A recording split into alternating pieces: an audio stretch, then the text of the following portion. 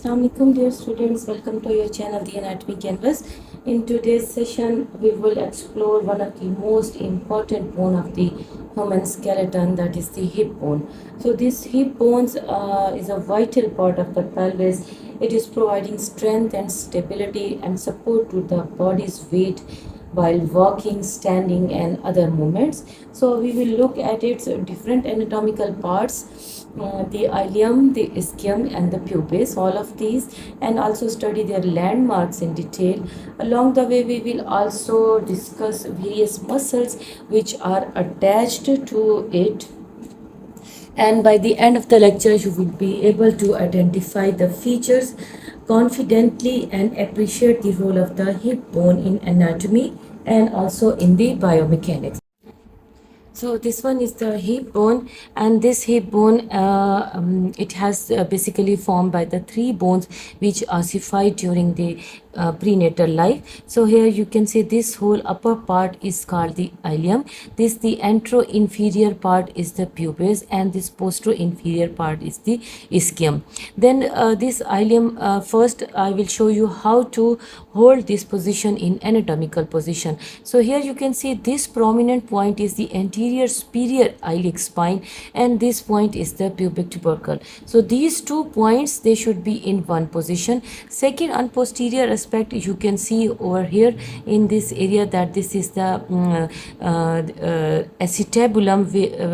It is the articular surface which articulate with the head of the femur to form the hip joint. So this should be on lateral position. Here you can see this is the greater sciatic notch. While passing the thumb from this area and holding it in this position, so you will come to know that this is the the way the bone is present in anatomical position in the body, and this is the bone of the right side. Now I will let you know the different parts of the bone. First, I will tell you about the ilium. So this ilium basically has the 3 surfaces and 3 border. This border from the anterior superior iliac spine till it goes towards the margin of the acetabulum. This is the anterior border. Similarly, here you can see this one is the posterior superior iliac spine, and it goes downward till the greater sciatic notch, and this is the posterior border. And this one is the medial border of the ilium until it goes to the iliopubic eminence. So here is the arcuate line and the iliopubic eminence. So the anterior border, the medial border, and then the posterior border of the ilium. And similarly it has 3 surfaces. So this surface is the iliac surface, this surface is the gluteal surface, and this surface is again the sacro pelvic surface. This is called the sacropelvic surface because this is making a joint with the sacrum. So these 3 surfaces, the iliac surface, the gluteal surface, and then the sacropelvic surface. So what are the different bony landmarks which are present in the ilium? So here you can see this prominent point which is present over here. This is the anterior superior iliac spine, and this is the anterior inferior iliac spine. This whole area is the iliac crest over here, and just 5 centimeter behind the anterior superior iliac spine you can see the iliac tubercle. Tuberosity is present over here.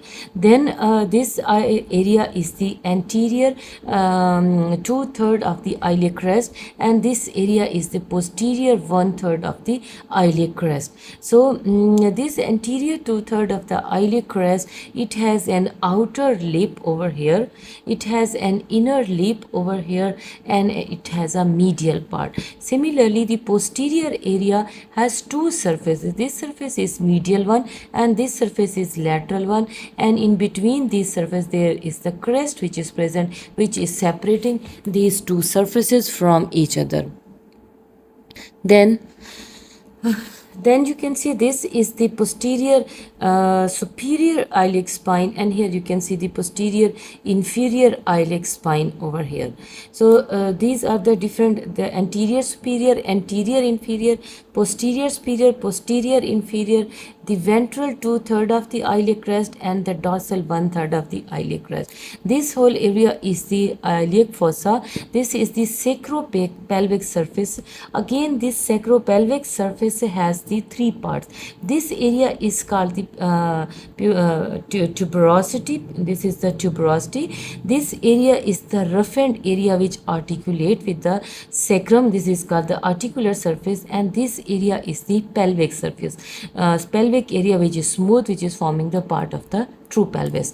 Similarly, on posterior aspect, you can see over here, this is the gluteal area, and this gluteal area again has very important landmarks. So from the pubic from the tubercle on the iliac crest to downward, going to the anterior inferior posterior inferior notch, you can see this is the posterior gluteal line.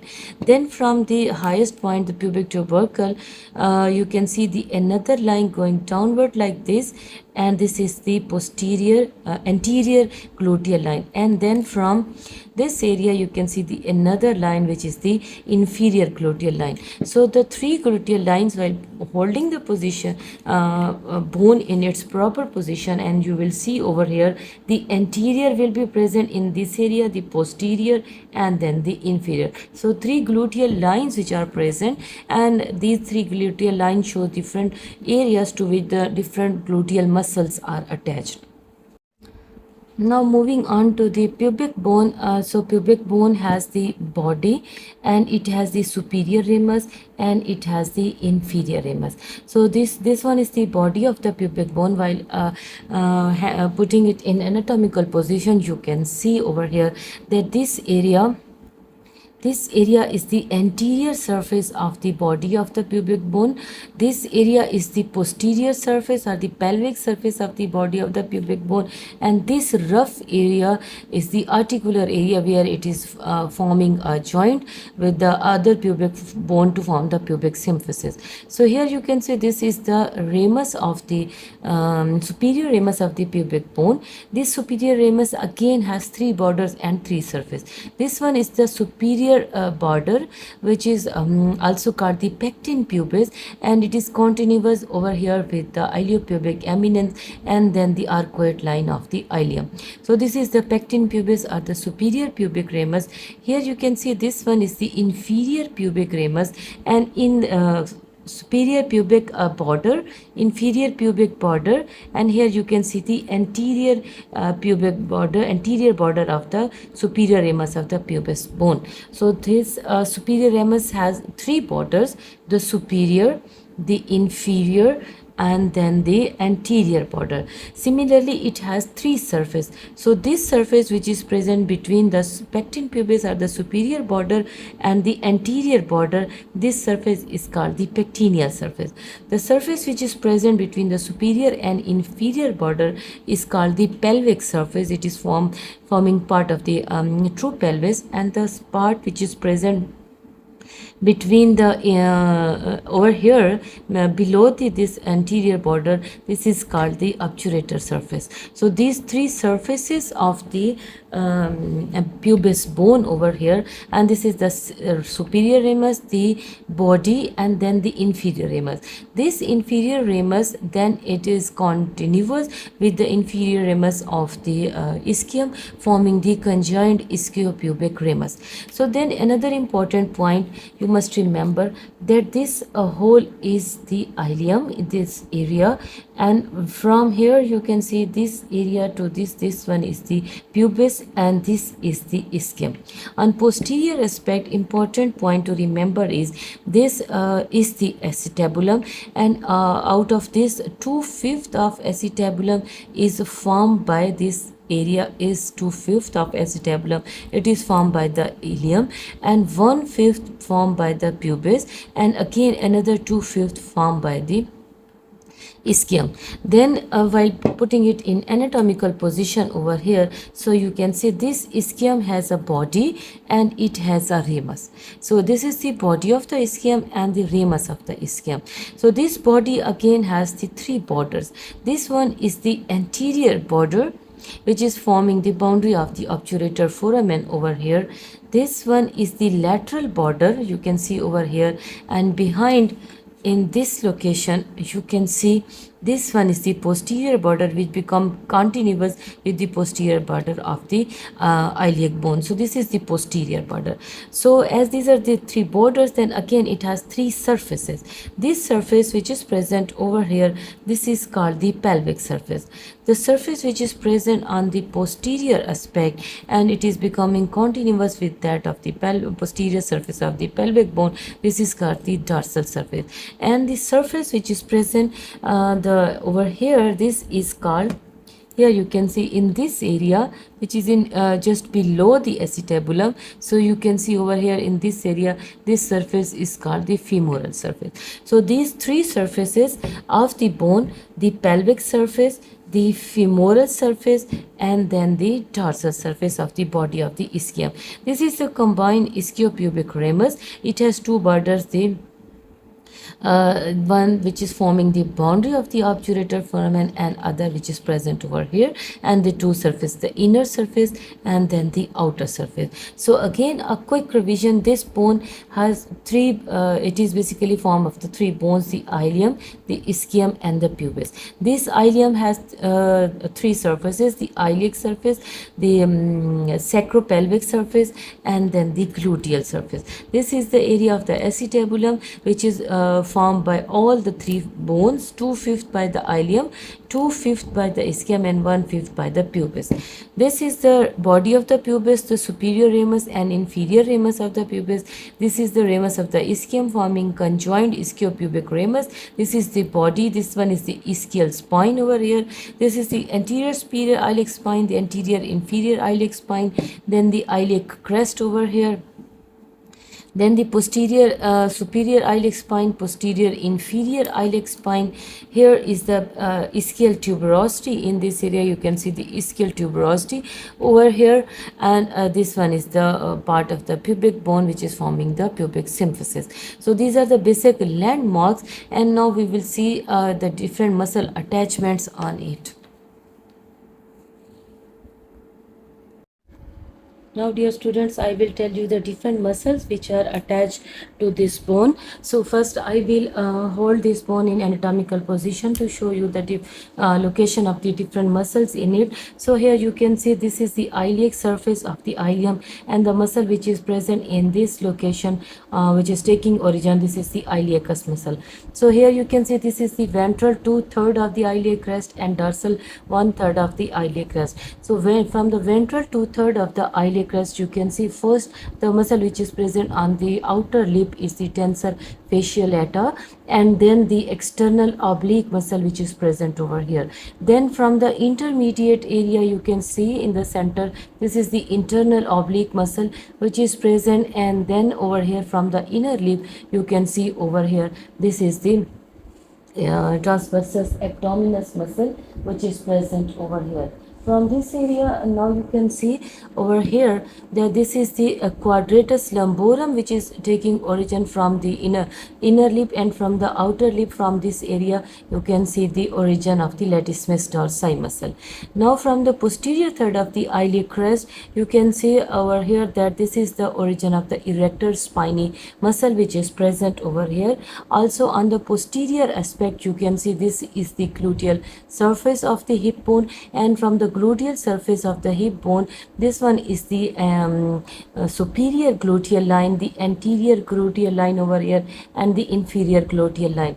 So if from this area the muscle which is taking origin, this is the gluteus maximus muscle, then the gluteus medius muscle, and then the gluteus minimus muscle. Then we will move on to other areas. So this one was the anterior superior iliac spine, and from here you can also see this one is the anterior superior iliac spine. So the muscle which is taking origin from the anterior superior iliac spine is the sartorius muscle, in addition to the inguinal ligament which is taking origin from this area. So this is the anterior superior iliac spine, and from the interior inferior iliac spine you can see the straight head of the rectus femoris, and from the area just above the acetabulum you can see the reflected height of the rectus femoris muscle. So these are the muscles which are attached to the ilium. Now we will move on to the muscles which are attached to the ischium and the pubis. So here you can see this is the pectinate line, and from the pectinate line you can see the origin of the pectineus muscle. So from this area the muscles which are taking origin are this one is the rectus abdominis muscle, then the pyramidalis muscle, and this muscle is the adductor longus muscle. This muscle is adductor brevis muscle from here this area, and this muscle is the adductor magnus muscle. So three adductor, the adductor longus, adductor brevis and adductor magnus muscle taking origin from the pubis and the ischium. And here you can see the origin of the gracilis muscle. This area is giving origin to the obturator external muscle, and from this area you can see from the ischium you can see this is the origin of the semimembranosus, the semimembranosus along with the rectus femoris muscle, which is present, biceps femoris muscle which is present over here. And in addition to this, from this area you can see the quadratus femoris. So semimembranosus, semitendinosus along with the biceps femoris and the quadratus femoris muscle which are present over here. Now moving on to the posterior aspect again, so I have told you these muscle. So from this area, this one was the greater sciatic notch you can see, and this is the iliac crest. This is the ischial crest. Ischial spine, sorry. From the ischial spine and posteriorly you can see the origin of the two muscle. These are the superior and the inferior gemelli which are taking origin from these areas. Now from the posterior aspect of the ischium and the pubis, as I have already told you that these are the different muscles, the gracilis, the adductor longus, adductor brevis, adductor magnus and the obturator externus. And from anterior aspect you can see the large muscle which is taking origin from the pelvic surface of the ischium. This is the obturator internal muscle. In addition to this you can see here the origin of the levator ani, and also the levator ani is taking origin from this area, from the ischial spine, from the ischial spine. And in addition to the levator ani, the coccygeus is also taking origin along with the levator ani from the ischial spine. So this is all about the muscles which are taking origin from these bones. Thank you very much for your attention, and Allah Hafiz.